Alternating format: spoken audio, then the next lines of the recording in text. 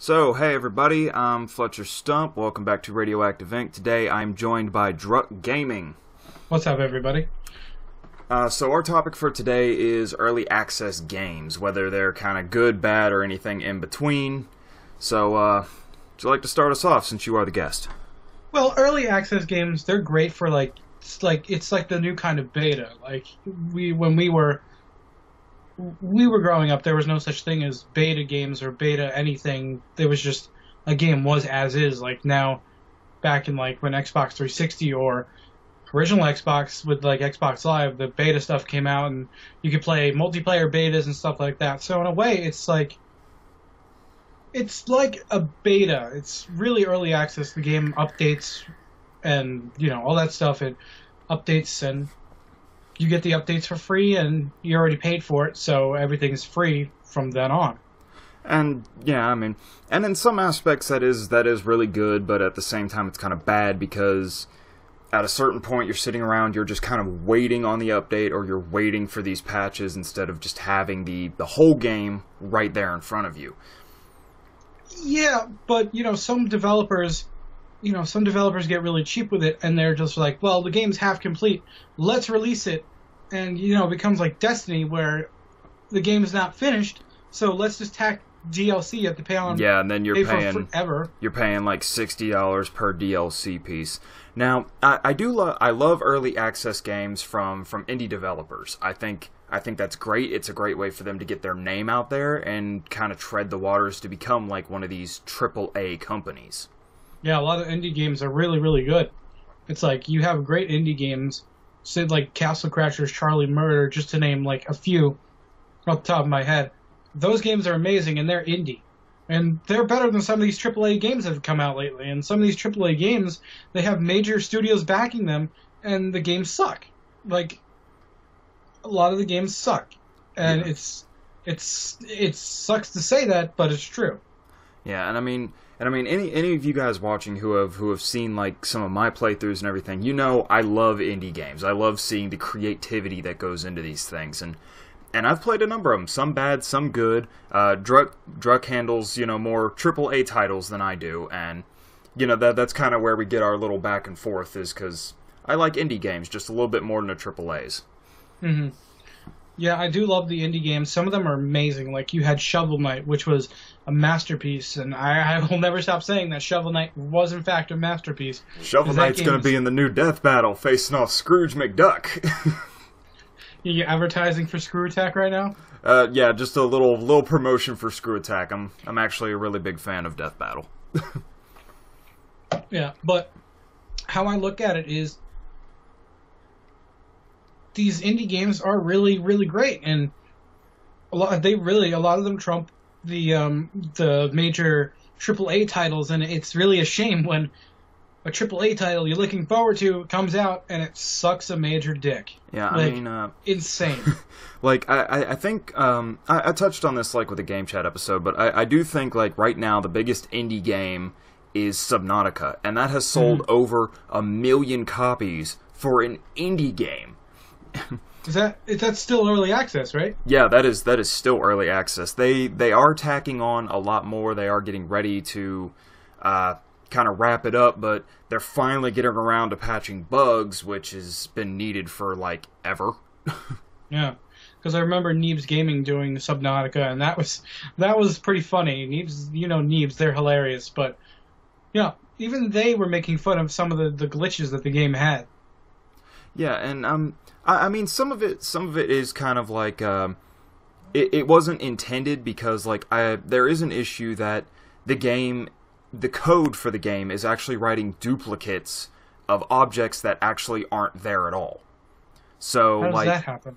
Well, like there's a glitch with the sea moth, which is like the one-seater little submersible that if you put stuff in its storage compartment, save the game, and then come back, the game has written code for duplicate items for everything in the storage. So it was pretty much like the Pokemon Gold and Silver glitch. Without actually getting anything, yes. Mm-hmm. But it wouldn't actually clone it like it would a Pokemon? Yeah, it would just say that it's there without actually having it there.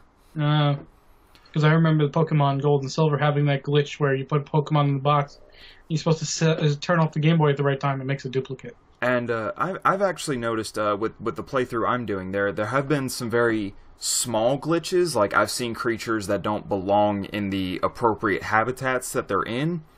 I've also seen infected creatures like in full stages of infection, and that you're not supposed to come across that until you play more into the game. Right. And then, oh my god, as I said in game chat, crash fish powder. That shit has been glitchy since day one. Yeah, I saw Neves Gaming having a hard time collecting it.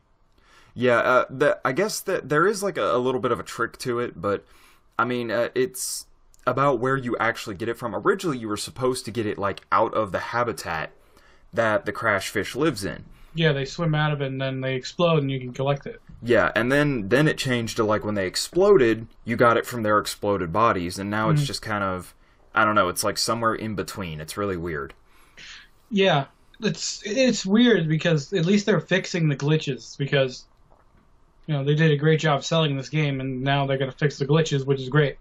Yeah, and it is a very beautiful game, and like I said, I love indie games. Like I played through Valley. I mean, not trying to like self promote, but I have the whole playlist. It's able to be watched. But it was such a beautiful indie game. The color effects, the designs and physics for everything, and just the mechanics behind it it made it such a unique game. It had such a unique play style, and the control scheme was like really all its own. Mm-hmm. And you don't really come across that in a lot of AAAs. They just kind of recycle control schemes. Yeah, a lot of the AAA games, they recycle a lot of it. Like Bayonetta and Dante's Inferno pretty much have the same exact controls. Same with God of War and Dante's Inferno. Well, God of War came first, but it's like the same exact control scheme, which is weird. And I mean, like, even it's like Super Smash Brothers from like Melee up until Smash 4. I know you're gonna get shit for this, but from like Melee to Smash 4, the control scheme has really been the same. Yeah, it hasn't changed, and it really I mean, hasn't. Even like, and I hate to make this. Actually, you know what? No, I don't, because Call of Duty's been stealing from Halo since fucking Reach. So literally, Halo 5. I knew we were gonna talk about. Yeah, Halo 5 and Call of Duty have the exact same control scheme now. Do they really? Yeah, because it's left trigger to aim, right trigger to shoot, bumper for your grenades. I mean, it's the exact same now. You know me, I play on Halo 3 controls, which, if anyone knows Halo 3 controls, it's B is the beatdown, left trigger grenade, right trigger shoot, click the thumbstick to aim down sights. Yeah, and I mean, and they are. I love Halo, I really do, but they are so close to becoming the exact same thing. It's almost unbearable. Well, Halo 4 was like that, but I feel like with Halo 5, it's different. It's not they are trying to insane. branch back out. They're having a hard time because Call of Duty just keeps trying to worm their way closer in, but Halo is trying to branch itself back out. And then with the new Call of Duty where they copied everything from Halo up into the Pelicans, the rocket launchers, yeah, I know. Oh my god. People gave him so much shit for that. No wonder it's like the most hated thing on the planet right now. I think Halo Wars 2 is going to be the real branch off moment. Like, they're going to be able to use that as their kickboard to get as far away as they possibly can. I honestly hope so, because they're going back to a lot of the old art styles of that too. Yeah. That's my fear with AAA games. It's like Halo Wars came out 2009? Like a year before Reach? Yeah, 2008, 2009. Whew. That game's almost 10 years older. Jeez. I know. But it's still a good game. I still love playing it. How are they going to do a sequel 10 years later, which I have high hopes for it, but when I played the beta, I did not like it. Because the beta, it was confusing. Because they didn't just... I'm going to complain about this, but at the same time, I always complain about it. I kind of don't like how it's not the same. But, that would make me a hypocrite, because I don't like Call of Duty, because it's always the same. Well, from what I've seen, just reading up and everything, apparently there is going to be a time gap between where they left off to where they're picking up, and apparently there's some some brute that the Covenant didn't even want, so they had to kick his ass out. And I'm not really sure about everything else. I know Serena is not a part of the game anymore, so anyone who is a fan of that ship AI, she's gone. I'm sorry. Cutter's there. I know Cutter's there. Yeah, Cutter's there. Forge is still dead. Sorry. Spoilers. Forge is going to come back to life? No, he's still dead. But yeah, I mean, these AAA games, like, you're so hyped for them. Like, I'm hyped for Horizon Zero Dawn, which is coming to the PlayStation 4, and I think next week, which it looks great. It's getting some great reviews, but you gotta wait. I'm waiting this time. I'm getting a Nintendo Switch day one, but that's like, it's Nintendo. As you can see, I love Nintendo, so I've always been a Nintendo guy, but, not much recently because of the Wii U.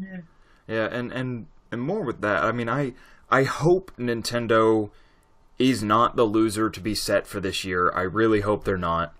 But it just, I don't know. It's that weird whole console thing. They don't make enough games to back the consoles. Well, I watched a video by Review Tech USA. I'm not promoting his channel. Maybe I am. Go check him out, though. But he said that Nintendo actually stated that it was built from the ground up with third-party developers in mind. I hope that's true, because what you're getting right now is you're getting a lot of those indie games. A lot of those indie games are coming to Switch. Like in the first month or first week of Switch, it's coming. And that's what Nintendo needs most, is the indie support and the third-party support. And if they get it, and I think that's what a lot of people need, is that indie branch out that, I mean, we saw, and God, I hate referencing this game again, but Ark. Like, I mean, we saw the major indie branch out when Ark really came in popularity. It came to Xbox, to PlayStation. It was already on the PC, where indie games pretty much start. But I mean, now you have Subnautica on Xbox. You have Subnautica on PlayStation. I mean, indie games are starting to make their move. Yes, but what annoys me about Ark, about it being on Xbox One, it's still in early access. Yeah, it's still not finished. Meanwhile, everyone else has a finished copy. The PlayStation 4 version's finished, and the PC version's still updating, but it's finished. What the fuck with what's going on with Microsoft here? If Microsoft can get it like 100% on the PC, why can't it be 100% on the Xbox? Well, I think Microsoft is just having some issues. They have been a bigger indie supporter than PlayStation has been since the 360. Definitely. So I think they're just trying to kind of micromanage all the indie games that are pouring in. Mm-hmm. Well, PlayStation now, they're doing a lot better by the indie developers. Now they have a lot of the indie support, which the PS3 didn't really have, and now Sony's trying to make good with everybody again. And Sony, if you saw my video on where Sony might be going bankrupt soon, yeah, Sony can't really compete with, say, Microsoft, who makes computers, who makes cell phones, who makes tablets and all this stuff. Actually, nobody really buys some of Sony stuff, like their TVs, their MP3 players, their laptops. Too expensive. On a totally unrelated subject, Sony is probably going to end up selling Spider-Man. Really? Yeah. Well, they've been rebooting that forever. So apparently, Disney's going to buy it for $3 billion. That's like chump change to them. Now, again, this is only speculation, people. Don't quote me on any of this, okay? It's only what I read. Link an article down below, because then they'll call you a liar. I know. Got enough of that going around lately. But I think this is like a major turnaround year. Not just for AAA titles, but for indie titles as well. I think everything is going to seriously come into fruition this year. Oh, hopefully, like you have Steam, which that's where that stuff is born. Yeah, good old Steam, Scotty Gaben. As you know, I'm not a big fan of Steam because it always has to update. And last time I tried to play Sonic Adventure 2, it wouldn't work. Yeah, and I do run into a lot of issues too. Like games will just crash on me because Steam will just decide to quit working, and that is an issue, but Steam, it does help cut down on a lot of the headache of PC gaming. Yes, but I hate that DRM bullshit. It is. That is garbage. Fuck Steam's DRM. It's the worst fucking thing. People hate DRM. That's why they hated the Xbox One when it was first announced, because of the fucking DRM. And now Steam's still fucking doing it. It's like, well, PC gamers are bad-mouthing the Xbox, yet the PC does the same thing. Okay. Yeah. No, and that's something else. Is like, it's that whole console versus PC thing. It's like, I'm sorry. At the end of the day, a PC is going to smash a console because PCs can be upgraded, they can constantly be changed. But it's like, a console is more for the whole family group gathering orientation thing. So it's whether you like to be some 40-year-old fat ass eating waffles out of a bucket in your mom's basement, or some normal person sitting around with some friends, you know? Yeah, but even then, it's like, the only one who really still does, like, local gameplay is, like, Master Chief Collection and everything Nintendo. Sony's really away from the local co-op stuff. They've gone, like, online. They're gone. Completely. I don't like that. I don't like the online. When I was a kid, it was about us sitting around playing Nintendo 64, and we were just, like, 4 of us in the room, and it was complete chaos. Playing original Mario Kart, waiting to get that fucking blue shell and smash the fucker up in front. It's like, things have changed. A lot of things have gone way too internet, way too meta. Like, everything's gone way overboard with internet, like, you social media, everything, and you need internet. You both need 2 Xboxes to play a game that should have local fucking co-op. Yeah, and I mean, like, at the... God damn, this fucking... Go away. I'm busy. Sorry, but, like, I mean, at the height of, like, technology where it is, I mean, we are so disconnected from each other, it's unbelievable. Oh, yeah, like, I feel like we weren't really disconnected because we met on Xbox Live through a friend. Now, we met on Xbox Live, and we've been friends ever since then. And we always do videos together. You guys know that. We actually should share some of our audience. I believe we do. I think a few subscribers here and there. Yeah, we share some subscribers here and there. I do believe that we do share an audience. So I believe that we should always do videos together because, you know, it's easy to get a hold of him. It's easy to get a hold of you, Fletcher. That's why I do videos with you. It's like, it's a lot easier to do a video with somebody I actually like talking to rather than doing just to get views and subscribers. Yeah. And I mean, plus we have a friendship and a repertoire that, you know, we go off of, so it's easier for us to work together than to just bring in, like, some random party that we don't really know. We bounce off each other perfectly. We can always think about something to talk about. Maybe sometimes that stuff is really fucked up, but... Yeah, you think we sat down to just record this? Hell no. We were talking about it for 10 minutes before we started. Yeah, you always gotta... Even before I do, like, parts of video games, I always sit down and I'm like, okay, what can I say during this part? Like, a lot of parts of video games, I'm silent because I can be socially awkward when I'm forced to speak. I won't say a word. But if I have something passionate on my mind, then I'll express it through a video, and, like, the video can range from anywhere from 5 minutes to 20 minutes, because that's how much I sometimes have in my mind. And even this video is kind of getting out of hand because, you know, we're starting to ramble about other things instead of... We got way off topic. But, you know, we could do millions of these videos. I don't care. What it comes down to, though, is, you know, I don't do the videos for views. I don't do it for the money. I don't do it for anything like that. I just do it for my hobby. I don't really care. It's like I don't do this for anything else other than my entertainment and your guys' entertainment. I don't do this for the money. I really don't. I do this because I'm mostly bored. I mean, let's face it, some of this stuff I do specifically for you guys, like character breakdown, there is no way in hell I would ever do that for me. And you guys better, you know what, I hate to say it like this, but you better fucking appreciate the work I had to put into this shit, because that next episode is, like, right around the corner, and let me tell you something. Trying to figure out how this character is able to do these things I was ready to light my own head on fire and just stand in the mirror and watch it. That would have been more fun. It would have been more fun. It really would have. Like, just kind of spray my head with some bug spray and just light it on fire and watch it burn. You also have to take into account where the internet made things better. Like, I have a lot of friends from the internet who they're better than some of the real life friends I have. Yeah. Where the internet is great, the internet has its downfall. Like, the internet has fucking Steam dragging it the fuck down because you just want to play. You just want to play. But you can't. You can't. And Steam knows their customer service is terrible. They've addressed it. They're like, yeah, we have terrible customer service. Then fucking fix it. There's 3 successful things on Steam. Gary's Mod, because there's always something that somebody makes. CSGO, because apparently everybody seems to like that trash. And then the third one usually fluctuates, but it's always a first-person shooter. Yeah.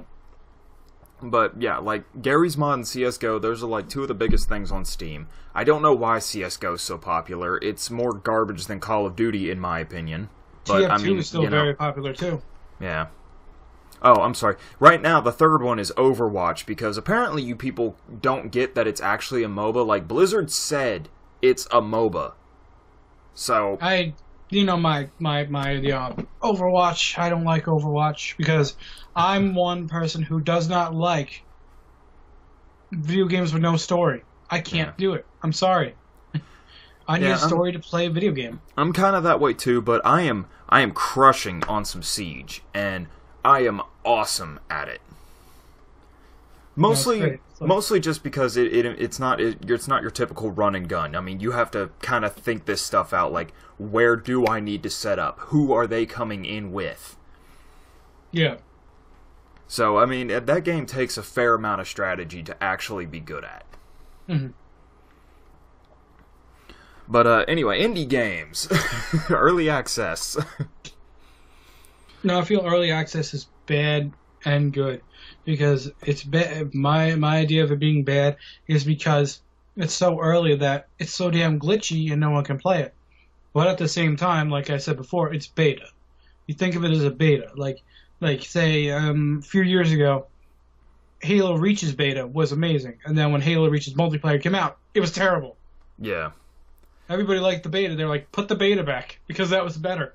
Yeah. I mean, for my closing thoughts on this, I mean, I'm always gonna love early access games just because, like, as the users, as the players, we have the highest input of all. So, like, if we find something glitchy, it's like, hey, developers, this is a problem. You guys need to fix this. That's the best thing, is that the players can tell you what to do. Like, that's the best thing. If you give the gamers the input, then it turns out better. Always give the gamers the input. Not if, like, a game is perfect and then upon release it's like, oh, this weapon's too overpowered, nerf it, just because with that whole buffing and nerfing crap. Take that garbage elsewhere, okay? We could do a whole video on that. Take that garbage elsewhere. We will probably do another video on that. But just think about it. It ruins a lot of things. But I mean, if there's a legitimate problem, like if you're in the middle of a multiplayer match and you just randomly drop through the map, that's an issue that needs to be addressed. Not nerfing a gun.